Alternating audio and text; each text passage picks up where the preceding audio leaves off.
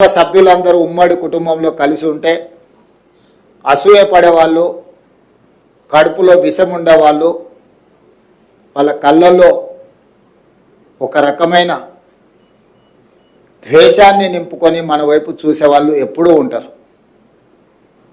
దేవతలు యాగాలు చేసినప్పుడు శుక్రాచార్యుడు రాక్షసులకు కులగురు, మారీచుడు లాంటి రాక్షసులు దేవతలు చేసే యజ్ఞాలను ఎప్పుడు భగ్నం చేయడానికి ప్రయత్నం చేస్తూనే ఉంటారు.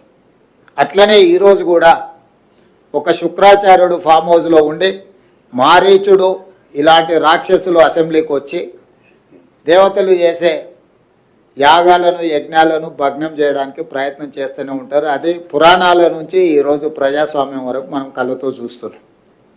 కాబట్టి అలాంటి వాళ్ళ గురించి మనము వాళ్ళ మాటలు వాళ్ళ చేతల్ని మనం అర్థం చేసుకొని సమయస్ఫూర్తితోని ముందుకు వెళ్ళాలని నా సూచన కుటుంబ సభ్యులుగా.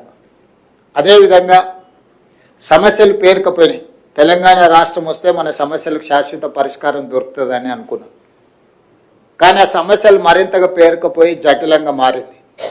58 సంవత్సరాల నుంచి 61 సంవత్సరాలకు ఉద్యోగ రిటైర్మెంట్ వయసును పెంచడం వల్ల ఆ 61 సంవత్సరాలు మనం అధికారంలోకి వచ్చిన తర్వాత రిటైర్మెంటు ఉద్యోగస్తుల ఎక్కువగా పెరిగిపోయింది. రిటైర్మెంట్ బెనిఫిట్స్ గత ప్రభుత్వం చెల్లించకుండా 11,000 పైగా కోట్ల రూపాయల భారాన్ని మా మీద ఇచ్చిపోయారు.